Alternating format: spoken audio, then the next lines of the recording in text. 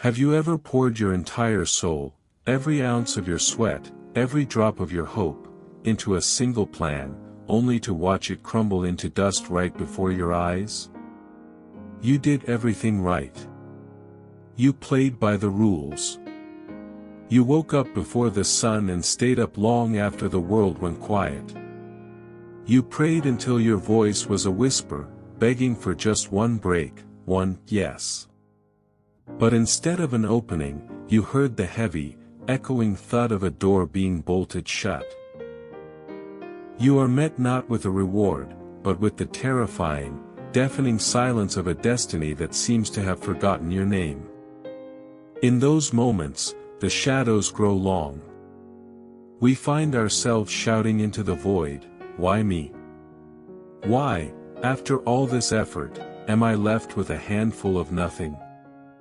If you are standing in that darkness right now, feeling like the universe has turned its cold shoulder toward you, I need you to stop. Breathe. This story is for you. Because what if I told you that the silence of life isn't a rejection? What if that closed door is actually a secret, sacred guidance that you are simply too heartbroken to see yet? Humans are architects of expectation. We love to build blueprints for our lives, study at this school, land that firm, marry by this age, achieve success by that milestone. We've been sold a lie that life is a simple equation, effort plus time equals success. We believe that if we just push hard enough, the mountain will eventually move. But life does not obey your spreadsheets. Life is not a math problem to be solved, it is a wild, unpredictable river. There are seasons where your hardest work yields zero results. There are times when you are trapped in a quicksand of misfortune, where the more you struggle to escape, the deeper you sink. You start to look in the mirror and ask the most painful question of all, am I just not good enough? Is there something broken inside of me? Let's look at Samuel. Samuel wasn't looking for a handout, he was a man of grit. Born into the suffocating grip of poverty, his dream was his North Star. He wanted to reach the city, work the grueling shifts at the textile mills, and send every cent back home to save his family from ruin. For years, he lived on crusts of bread, saving every nickel, sharpening his skills.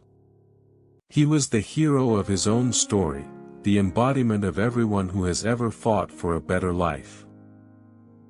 But then, destiny began its cruel, calculated games. Samuel's journey didn't just hit a speed bump, it hit a wall. 3 times.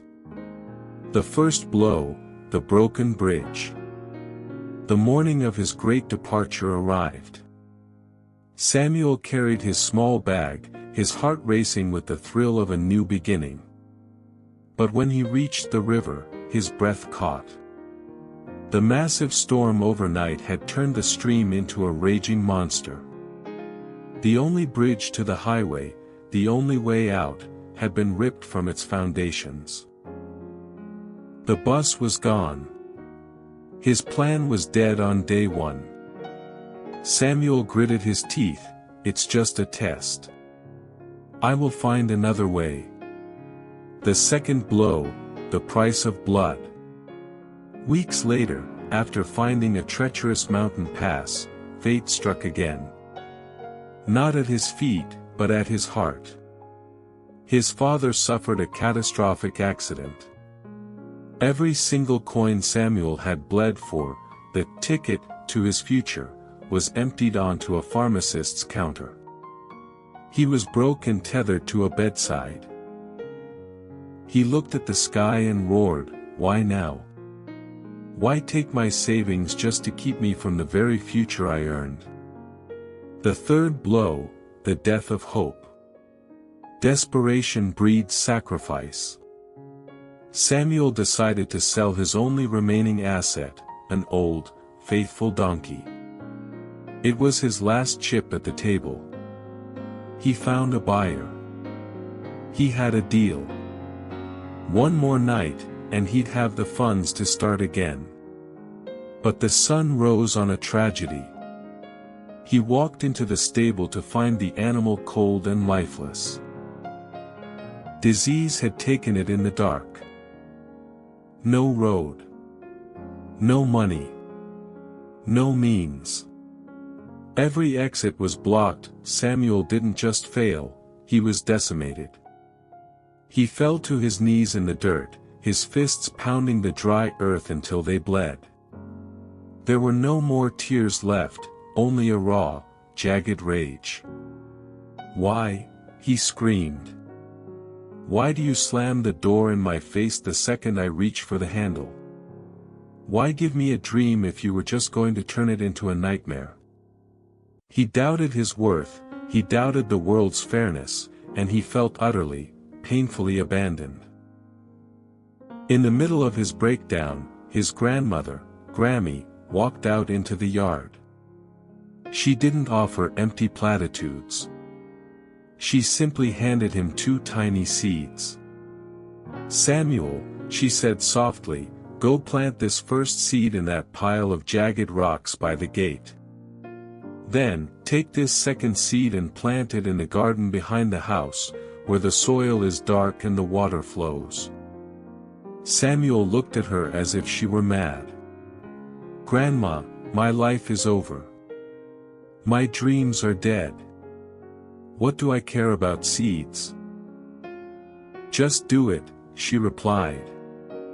Weeks passed. The results were a silent sermon. The seed among the rocks struggled. It tried to sprout, but its roots hit the cold stone. Even with Samuel's watering, it withered and turned to ash. But the seed in the garden, it exploded into life, vibrant and reaching for the clouds. Grammy took his hand. "Samuel, that first seed wasn't bad. It had the same potential as the second. But it was in the wrong place. If it had forced itself to grow among those rocks, it would have lived a life of agony and died a slow death." It took time, but the scales fell from Samuel's eyes. He realized that the broken bridge might have saved him from a bus crash. The accident that kept him home protected him from a city fire that killed dozens of workers that year. The death of the donkey forced him to look at the land he already owned. Samuel stopped running. He looked at his home. He realized his village didn't need another factory worker, it needed a leader. He studied the soil. He discovered a specific crop that flourished in their unique climate. 10 years later, Samuel wasn't a face in a crowd in a gray city. He was the owner of the most prosperous estate in the province. He built schools. He built a new, stronger bridge for his people. He realized that destiny hadn't ignored his prayers. It had answered the prayers he didn't know how to pray yet. Destiny closed the door on being a servant so he could eventually open the door to being a steward. He didn't get what he wanted, but he received what he needed to become legendary. Right now, you might be staring at a locked door until your eyes burn. You feel rejected. You feel like a failure. But I am here to tell you, the universe is never clumsy. It does not make mistakes. When a door slams shut, it is not an invitation to grab a sledgehammer. It is an invitation to be still. To look around. To ask, where is the garden I'm supposed to be planting in? A closed door is a shield. It is the universe saying, not that way. There is a cliff ahead you cannot see. Or, not that way. You are meant for something much larger than this small room. You are not being abandoned. You are being redirected. So, stop crying over the wood and the iron of the door that won't open.